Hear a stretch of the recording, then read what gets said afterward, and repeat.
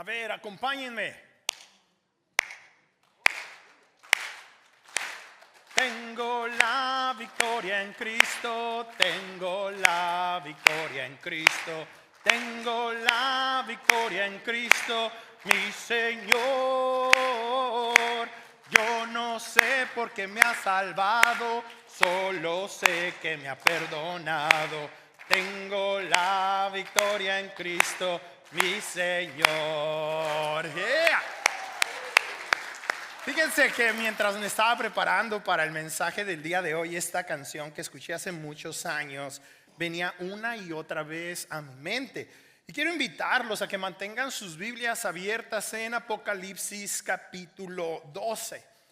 Hoy vamos a hablar acerca de una señal maravillosa, una señal que nos recordará la seguridad de nuestra victoria en Cristo.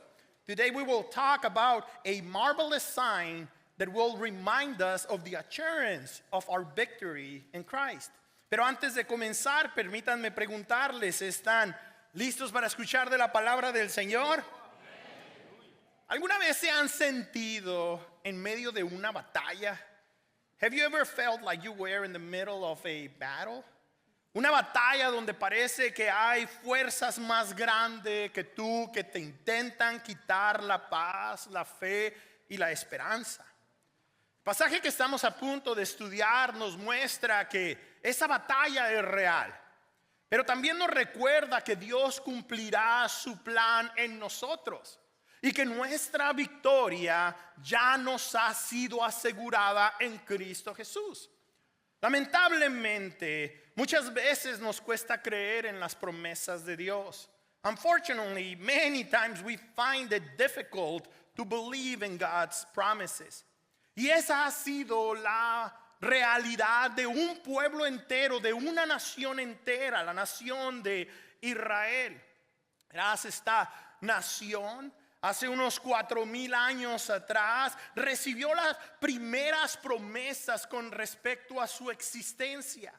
Sin embargo, debido a su desobediencia y falta de fe, Israel experimentó constantes guerras y exilios. Finalmente, tras una revuelta, una rebelión en el año 135 después de Cristo, Roma destruyó al Estado judío. Y el pueblo israelita estuvo disperso por todo el mundo por alrededor de 1800 años. Ahora, durante este periodo de tiempo, muchos estudiosos de las Escrituras se preguntaban cómo se iban a cumplir las promesas de Dios hacia esta nación. Y de hecho muchos teólogos cambiaron sus perspectivas porque no veían simplemente que esta fuera una realidad futura. Sin embargo, el 14 de mayo de 1948, el New York Times y todos los medios de comunicación en aquel tiempo comunicaron que Israel había sido restablecida como una nación, sorprendiendo a todo el mundo. La pregunta es, ¿cómo fue eso posible? How was this even possible? Bueno, es imposible de explicarlo con nuestro propio razonamiento y entendimiento de la historia, a menos que reconozcamos que Dios tiene un plan mucho más allá de lo que la humanidad pueda controlar. Un plan en donde se incluye a esta nación, un plan que Dios cumplirá. Y de ese plan es que en algún momento se incluye que Dios va a redimir a esa nación. Una nación que ahorita está endurecida. Una nación que ahorita está lejos de Dios. Una nación que ahorita está viviendo a su manera y haciendo las cosas a su manera. Simplemente porque son israelitas o porque es la nación de Israel, no significa que estén bien delante de Dios. Están lejos de Dios. Pero en un futuro, A pesar del caos que enfrentará el mundo, Dios va a cumplir sus promesas. In the future, despite of the chaos the world will face, God will fulfill his promises.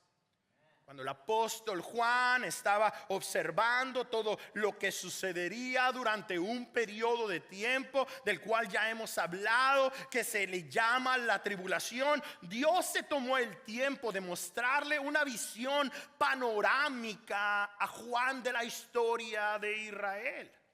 Y así es como comienza el capítulo 12 de Apocalipsis, versículo 1. Dice: apareció en el cielo una señal maravillosa.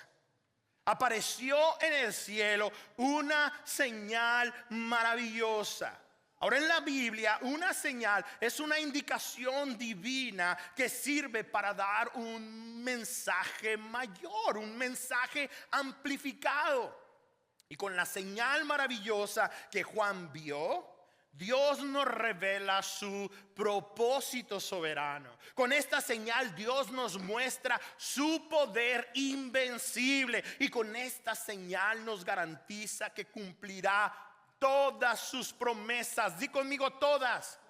Todas sus promesas en Cristo Jesús. Ahora, si esta es la primera vez que estás con nosotros, bueno, seguramente ya te has dado cuenta que estamos en medio de una historia. Y a lo mejor va a ser difícil para ti poder tratar de entender todo lo que estamos hablando. Indudablemente estamos a la mitad del libro de Apocalipsis. Y para empezar, me gustaría recordarles y a ti decirte, si estás con nosotros por primera vez, que la tribulación será un tiempo futuro en el cual el juicio de Dios vendrá sobre los hijos de desobediencia. Pero también va a ser un tiempo de avivamiento para la nación israelita. Y con esta maravillosa señal, Dios revela su propósito para Israel.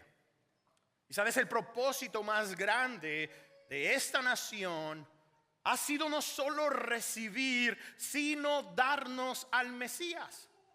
Lo triste es que ellos no lo pudieron reconocer.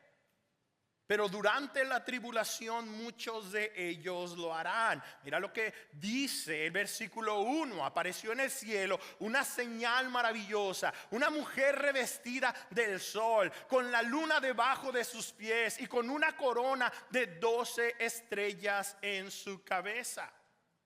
Ahora sí, ¿has conocido la historia de José el soñador? Uno de los primeros sueños que este joven tuvo en Génesis 37, él tiene un sueño en donde esta mujer, de la misma manera descrita aquí en Apocalipsis, representa a la nación de Israel. This woman represents the nation of Israel. En ese pasaje, uno de los hijos de Israel, José, tuvo un sueño en el que vio a su papá como el sol, a su mamá como la luna y a sus 11 hermanos y a él como a estrellas, como 12 estrellas. Versículo 2. Luego dice: estaba embarazada y gritaba por los dolores y las angustias de parto. Ahora todos y cada uno de nosotros sabemos que Israel es la nación a través de la cual el Mesías vino al mundo. Y durante la tribulación Dios va a usar a esa nación para testificarle al mundo que Jesús es el Mesías. No lo está haciendo ahorita. Si hay algunos cristianos mesiánicos, algunos judíos mesiánicos, pero en general la nación de Israel no está testificando acerca de que Jesús es el Señor. Pero durante la tribulación Dios va a usar a esa nación para testificarle al mundo entero.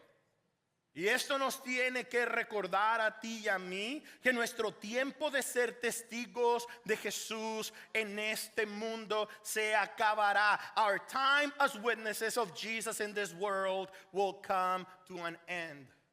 Como la iglesia del Señor, Llegará el momento en que ya no estaremos aquí para poder comunicar las buenas de salvación. Ahora lo van a hacer estos judíos redimidos por la sangre del Cordero, que van a estar proclamando a Jesús. Por lo tanto, tú y yo tenemos que aprovechar. Dile a la persona que está a tu lado: aprovecha.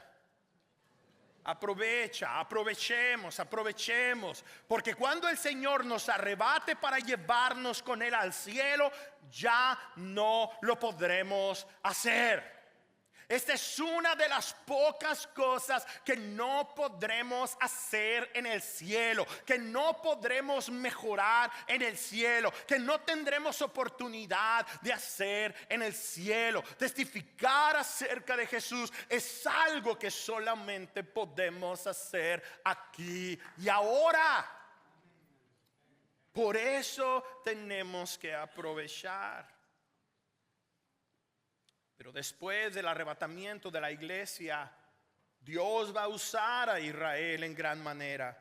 After the rapture of the church, God will use Israel in a great way. Mis amigos, Dios va a cumplir sus propósitos no solamente con Israel. Dios no solamente va a cumplir sus propósitos con la iglesia. Dios quiere cumplir su propósito en nuestra vida también.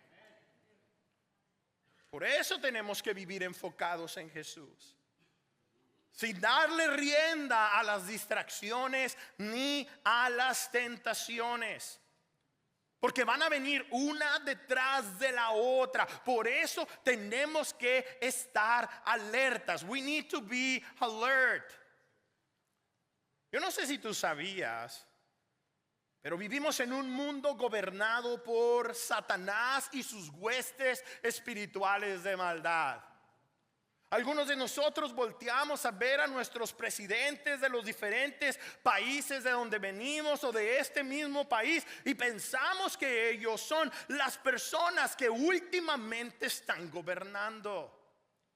Pero no es así. El príncipe de este mundo, el quien tiene autoridad sobre este mundo, es Satanás y sus fuerzas demoníacas. No por nada el mundo está a patas para arriba. No por nada hay tantos conflictos, hay tanto egoísmo, hay tantas muertes, hay tanta hambre. Por eso ustedes y yo tenemos que estar alertas. Sin embargo, con la señal maravillosa, Dios muestra su poder aún sobre el mismo Satanás. ¿Qué te parece? En su visión, Juan pudo ver que el poder del enemigo es ciertamente un poder muy grande. Pero el poder del maligno no se compara al poder de Dios. Mira lo que dice el versículo 3. Y apareció en el cielo otra señal, un enorme dragón de color rojo encendido, que tenía 7 cabezas, 10 cuernos y una diadema en cada cabeza. Con este color podemos darnos cuenta que este dragón tiene un intenso poder. Que este dragón tiene una intensa autoridad. Además, podemos darnos cuenta que este dragón también tiene una tremenda influencia sobre todo el mundo. Eso es lo que representan las cabezas de este dragón. Eso es lo que representan los cuernos de este dragón y la diadema de este dragón. Poder, autoridad e influencia sobre este mundo. Además, en su visión, Dios le recordó a Juan que el dragón se rebeló en contra de Dios, como lo profetizó en otra ocasión Isaías. The dragon rebelled against God. Y que verso 4, con la cola arrastró la tercera parte de las estrellas del cielo y las arrojó sobre la tierra.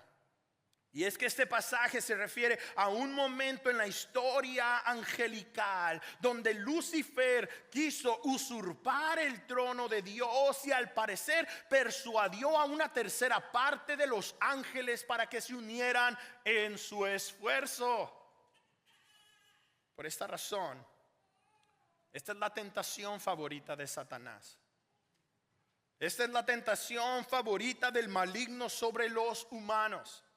Desde el jardín del Edén, Satanás ha tentado a la humanidad para que querramos ser dioses, para que querramos ser reyes. This is how Satan tempts us. He wants us to be kings and gods. Así es como Lucifer está buscando estropear el plan redentor de Dios. Por eso Santiago nos dice: resistan al diablo y él va a huir de ustedes. Versículo 4. Cuando la mujer estaba a punto de dar a luz, el dragón se plantó delante de ella para devorar a su hijo tan pronto como naciera. Y es que aquí empezamos a ver una versión apocalíptica de la Navidad. ¿Te das cuenta? Here we have the Christmas story in the book of Revelation. Y si sabes la historia de la primera Navidad, vas a recordar a un personaje llamado Herodes, que en el momento en el que escuchó que había nacido el rey de los judíos, se enfureció tanto que buscó deshacerse de él, mandando matar a todos los bebés varones menores de 2 años de edad. ¿Por qué razón? Porque él quería ser el único rey.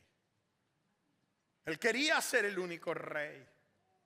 Y yo no sé tú cómo te sientas en tu vida, pero de nuevo, esta es la tentación no solo de Eva. Esta no es la tentación solamente de Herodes. Esta es la tentación que el enemigo nos susurra una y otra vez al oído. No necesitas a Dios, no necesitas a un rey. Tú eres Dios, tú eres rey. Haz lo que quieras, cuando quieras, como te plazca. Y no es difícil caer en esa tentación, en donde de repente ya nuestra vida no se trata de Dios, en donde nuestra vida ya de repente no se trata de Jesús, en donde nuestra vida se trata de el yo. Versículo 5. Pero ella dio a luz un hijo varón, que gobernará a todas las naciones con cetro de hierro. En otras palabras, Herodes no pudo detener el plan de Dios. Jesús no sería solamente el rey de Judea, el rey de Israel. Jesús se convertiría en el rey de los reyes y el señor de los señores, como ha sido profetizado. Y en esa nación israelita nació el verdadero rey.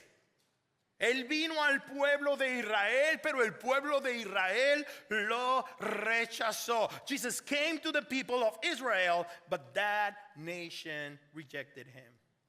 Mas ¿a cuántos creímos en él?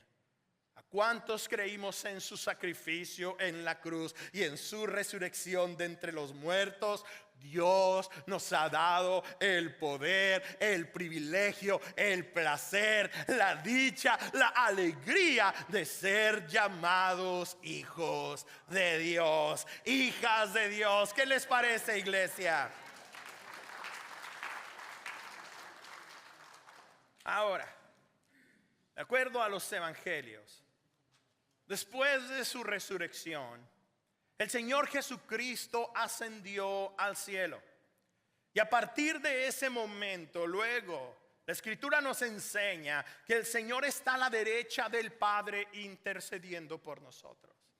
Eso es lo que el Señor Jesucristo está haciendo ahorita, en este momento, en este tiempo. Él está intercediendo a favor de ti. Él está intercediendo a favor de mí.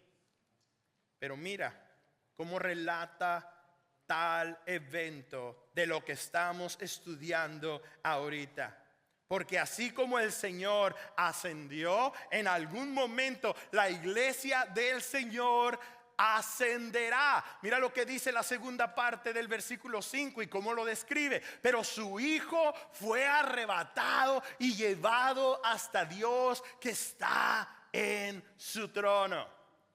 Y yo no sé si habías notado esta escritura, pero cuando yo lo estaba leyendo me di cuenta de este lenguaje tan especial que utiliza el apóstol Juan. Todo el tiempo he pensado en el Señor yendo hacia el cielo como la ascensión. Pero en realidad el Señor experimentó lo que la iglesia en un momento, en un tiempo determinado por el Padre, vamos a experimentar. Vamos a ser arrebatados para estar con el Señor por siempre, así como el Señor fue arrebatado para estar con el Padre. Ahora, todo lo que hemos visto hasta ahorita en estos primeros 5 versículos de Apocalipsis 12 ya pasó. Dile a la persona que está a tu lado, ya pasó todo eso. Si lo estás esperando, se te durmió el gallo, ya pasó todo esto. De los primeros 5 versículos de Apocalipsis, todo eso ya es historia. Lo único que estamos esperando es el arrebatamiento de la iglesia. Es lo que la iglesia está esperando, diciendo: Señor, ven ya por tu iglesia. The only thing we're waiting for is the rapture of the church. Y después del arrebatamiento comenzará la tribulación de la cual hemos hablado. Una tribulación de 7 años aquí en la tierra. La primera mitad de la tribulación será un tiempo, como ya hemos dicho, de juicio para las naciones. Pero también será un tiempo de avivamiento para la nación israelita. Dios va a salvar a gentiles así como a israelitas por medio de la predicación de 144,000 evangelistas judíos. Pero en la segunda parte de la tribulación, el anticristo hará guerra contra la nación de Israel. De alguna manera, la primera parte de la tribulación, el anticristo le va a facilitar a Israel experimentar este avivamiento espiritual. Pero llegará el momento en donde él mismo exigirá ser adorado y comenzará a perseguir a estos creyentes israelitas. Sin embargo, Dios se va a encargar de guiar a esos creyentes. Él se va a encargar de ayudar a Israel en medio de una gran persecución que vendrá en su contra. God will guide and help Israel in the midst of the persecution that will come against them. Mira lo que dice el versículo 6. Y la mujer huyó al desierto, a un lugar que Dios le había preparado para que allí la sustentaran durante 1260 días. Si haces la cuenta con un calendario como el que usaban antes, de 360 días, son 3 años y medio. La segunda parte de la tribulación, Dios protegerá al pueblo de Israel. Ellos huirán al desierto y Dios mismo les va a preparar un lugar para sustentarlos durante ese tiempo. Pero eso no es nada nuevo. Dios los sustentó en el desierto ¿por cuánto tiempo? 40 años. 3 años y medio no será tanto. Como puedes ver, esta es una imagen poderosa que mostrará de nuevo que aún en tiempos de persecución, escúchame bien, aún en tiempos de persecución, Dios no abandona a su pueblo. Él va a cumplir sus promesas. Y mi hermano, yo no sé por qué situación estés pasando tú, pero yo creo que Dios hoy te quiere recordar que Él no te va a abandonar. He will not abandon you. A lo mejor la situación que estás pasando parece ser muy difícil, parece ser muy precaria. Y no puedes creer que Dios quiera y pueda cumplir su propósito en ti. Si Dios está cumpliendo su plan con una nación entera, ¿cómo es que Él no va a cumplir su plan contigo? Tú solamente enfócate en Jesús, el autor y consumador de tu fe, y Él te va a guardar y te va a guiar. Ahora, debido a que Dios estará protegiendo a la nación israelita, Satanás se va a enojar. Se va a enfurecer tanto que iniciará una gran batalla espiritual en el cielo.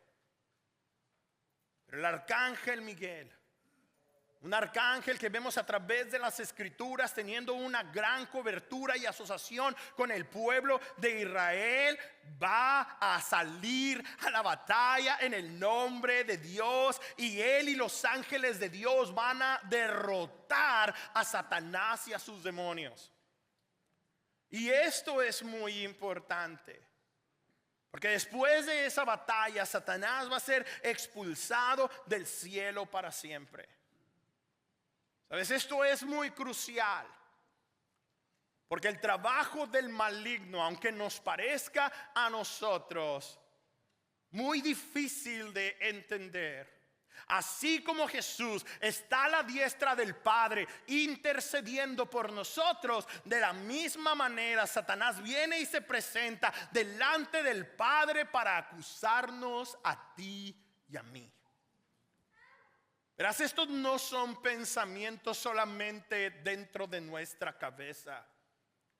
Hay una guerra espiritual, hay una batalla espiritual. Por un lado, el Señor te dice que Él ha pagado por tu redención, que Él ha pagado por tu salvación, que ahora eres un hijo de Dios. Pero ¿cuántas veces no nos vemos creyendo y pensando si tal vez no lo somos? Si tal vez no tenemos salvación, si tal vez ni siquiera somos cristianos. Mis hermanos, después de esa gran batalla, Satanás va a ser expulsado del cielo para siempre. Mira lo que dice el versículo 9. Así fue expulsado el gran dragón, aquella serpiente antigua que se llama Diablo y Satanás, que engaña al mundo entero. Junto con sus ángeles fue arrojado ¿a dónde? A la tierra. Ya el tiempo de tribulación es intenso, ahora se intensificará aún más. Ahora el lugar permanente del maligno y sus demonios no serán ya más huestes espirituales de maldad que andan en los aires. Ahora tendrán un acceso increíble aquí en esta tierra. Por eso los teólogos le llaman a la segunda mitad de la tribulación la gran tribulación. ¿Sabes? Hasta ese momento el acusador Satanás tenía acceso a Dios, pero al ser derrotado en esa gran batalla cósmica, ya no tendrá permiso de presentarse frente al trono de Dios para acusar a sus hijos y a sus hijas, y esa será una gran victoria. Porque hasta ahora, como te decía, Satanás está compitiendo con Jesús. Jesús está intercediendo por nosotros. Satanás nos está acusando a nosotros. Por eso se le llama el acusador. Pero va a llegar el momento en que ese privilegio se le va a quitar. Satanás ya no va a poder acusar más. Satan will no longer be able to accuse us. Y ese será un gran momento. Finalmente, número 3. La señal maravillosa hará evidente que Dios cumple sus promesas acerca de Jesús, incluyendo la promesa de que ante Jesús toda rodilla se doblará y toda lengua confesará que Él es el Señor, inclusive Satanás. El diablo no podrá hacerle frente. Versículo 10. Luego oí en el cielo un gran clamor: han llegado ya la salvación y el poder y el reino de nuestro Dios. Ha llegado ya la autoridad de su Cristo. Ese será el día en el que se hará evidente que solo aquellos que han estado dispuestos a rendir sus vidas a Jesús, cueste lo que cueste, vencerán por medio de los méritos de Jesucristo. Versículo 11: ellos lo han vencido por medio de la sangre del Cordero y por el mensaje del cual dieron testimonio. No valoraron tanto su vida como para evitar la muerte. ¿Saben? Jesús ha pagado por nuestra salvación. La salvación es un regalo de Dios. La salvación nos ha sido dada por gracia. Pero ser testigos de Jesús nos va a costar. ¿Te acuerdas hace ratito que te dije que le dijeras a la persona que está a tu lado: aprovecha? Aprovecha a testificar de Jesús aquí y ahora. Ahora dile: te va a costar. Aprovecha, pero te va a costar. Es una gran ganga, pero te va a costar. La salvación ya te ha sido dada, pero hablar de Cristo Jesús, no importa en el contexto en el que estés y en la historia en la que te muevas, te va a costar. Sin embargo, podemos alegrarnos de que por medio de la sangre del Cordero y el poder del Evangelio venceremos. Mis hermanos, recuerden lo que comenzamos haciendo.